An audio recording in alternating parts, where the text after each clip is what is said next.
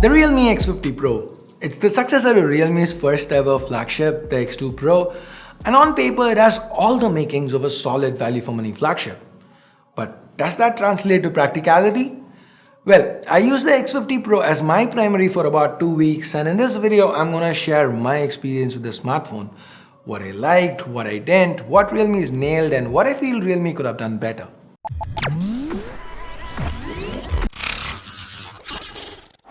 Now the X50 Pro, it has a lot going for it. It's priced aggressively, it's got top of the line internals, a high refresh rate display, a good looking build, along with super fast charging.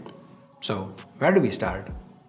Well, the highlight here, the reason why you're probably interested in this phone, it's gotta be the chip underneath, so we might as well start right there. The X50 Pro has the Snapdragon 865 SoC at the heart of it. We get 6, 8 or 12 gigs of LPDDR5 RAM along with 128 or 256 gigs of fast UFS 3.0 storage. This means the X50 Pro is very snappy. In my time with this phone, I never had it fumble, stutter, not at all. The display on this is a 6.44-inch AMOLED panel and it has a 90Hz refresh. This makes everything a little smoother. While the user experience is top-notch, there is one little thing that bothered me in my time with the Realme X50 Pro. Now, it's not something major, but when in a bright environment, you don't even actually notice this, but when the brightness levels are low due to the surrounding being dark, the color temperature changes. How do I explain? It goes kind of purplish for a second when jumping to anything that's predominantly black. It was quite jarring for me. And no, this is not OSIE. OSIE is a Realme option that helps increase the punchiness of the display for certain apps, and that is not this. I faced this issue with OSIE both on and off, so it seems like a software bug and I hope Realme can address it soon. Now barring this, there's pretty much nothing to complain about. The AMOLED panel, it's a pleasure to use, Full HD+, 90Hz, good punchy colors, excellent viewing angles. Unlike the Realme 6, even brightness is not an issue. I could use this phone outdoors without any problems. Not that I really got to use it outdoors much given the lockdown situation. Anyway, this display also has HDR10+ certification. Coupled with the minimal bezels and Dolby Atmos supported stereo audio, the media experience is pleasant. It is worth mentioning that unlike the Xiaomi Mi 10, it's the earpiece here that doubles as a stereo speaker, so it's not quite as rich as the Mi 10. It's still good though. But just like the Mi 10 and most other phones in this segment, the X50 Pro 2 lacks a headphone jack. Let's now circle back to the display. It also happens to be excellent for gaming, especially with those games that support high refresh rates. The 865 chip underneath, it's more than capable of pushing the required frames, so the gaming experience is as good as it gets. Realme's Realme UI also has game space that helps. Then there is liquid cooling at play to help maintain temps during extended gaming sessions. So despite having a glass back, the X50 Pro never got hot per se. Talking about that back, it is quite nice to look at. Realme's got two very attractive color options in moss green and rust red. While not as flamboyant as say iQOO's Volcano Yellow, it's still just as unique. I adore how this back reflects light. It's got a certain glow to it. It does pick up fingerprints but not as much as glossy glass, so in a way, I see matte finishes as an upgrade. As I mentioned earlier, the 6.44-inch display to the front, it is surrounded by reasonably small bezels. We also get dual cameras in this cutout right here. The primary is a 32-megapixel Sony sensor, the IMX616. It's coupled with a f2.5 lens. It captures detailed selfies, but I feel the colors are a little too warm. To give you some perspective here are images shot by the 8-megapixel f2.2 ultra-wide, the secondary camera. See the difference in colors? The ultra-wide does seem to produce more natural-looking images. That said, this is just a minor gripe. The camera's performance overall is satisfactory, and even with portraits, both cameras continue to impress. Add to this, there is ultra steady for the selfie camera too, so it's a pretty impressive option if you want to vlog with this phone. Now because of this cutout and the bezels there, the X50 Pro has a relatively small overall footprint. If you have big hands, you could get away using this phone single-handed. It's not easy, but it is most definitely possible. Actually, more so than the footprint itself is the fact that the X50 Pro weighs in at 207 grams. That might actually stop you from using this single-handed.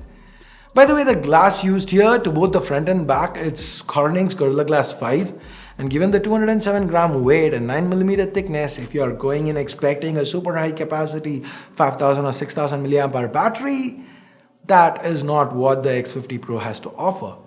Realme's gone with a 4200 mAh battery here, but at the end of the day, the mAh doesn't really matter. It's the actually battery life that does. And the X50 Pro impresses in that regard. The 4200 mAh battery easily lasted me a full day on a single charge every single day I used this phone. With light to moderate usage, I could even push into day 2.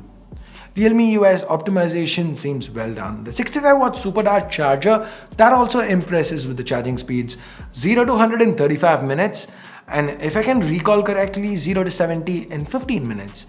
And that, especially given the charger is included in the box, is pretty darn impressive. So there are 6 cameras in total on this phone. We've taken a look at the 2 to the front. Now let's turn our attention to the 4 at the back. The primary here, it's Samsung's ISOCELL Bright GW1, a 64 megapixel sensor that's been paired with a f1.8 lens. It produces rich images, pretty well detailed. The dynamic range is quite good too. Here are a couple more examples. Take a look for yourself. Under low light, Realme's got an ultra night mode. It helps produce decent shots like this. It's not me-10 good, but it's good nonetheless. Like the front, we get an 8 megapixel ultra wide to the back too. This happens to double as a macro camera as well. The third sensor over here is a 13 megapixel telephoto that supports 2x optical, 5x hybrid, and 20x digital zoom. Now the final sensor, it's a 2 megapixel monochrome.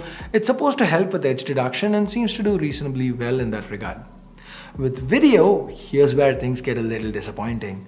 There's no 8K or even 4K 60. That seems to have been cut for some weird reason. 4K 30 is available, but that lacks EIS too, meaning you might end up not using it a lot. But at 1080p, EIS kicks in. We have a super steady mode that works with the primary camera and a super steady max for the ultra wide. So it is pretty decent, but with optics, I'd say the X50 Pro, it's slightly above average. I'm open to changing the rating to good if Realme can add 4K 60 along with EIS and also fix the warmth issue with the selfies.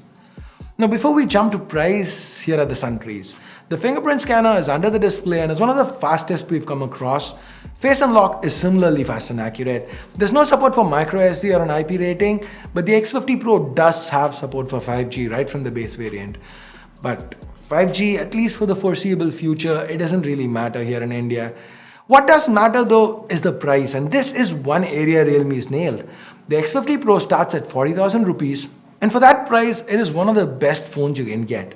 Yes, the cameras, at least as of now, they're just above average, but the rest of the phone, right from the specs to the battery, the charging speed, the looks, the user experience, the display, it's all very good, it's all excellent. So unless cameras are of utmost priority, again, the cameras are not bad, they are competent enough. So unless the cameras are of top priority to you, the X50 Pro is a very good all-rounder that is well worth the asking price.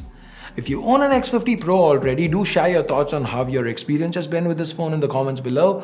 And if you're looking to buy a phone in this segment, let me know what your choice is. So that's pretty much it for this review. This is my take on the X50 Pro. Now if you know what to do, like, share, subscribe and all that. Till next time, my name's Ash. You've been watching C4E Tech and I'm signing off for now. You guys have a great day. Bye-bye.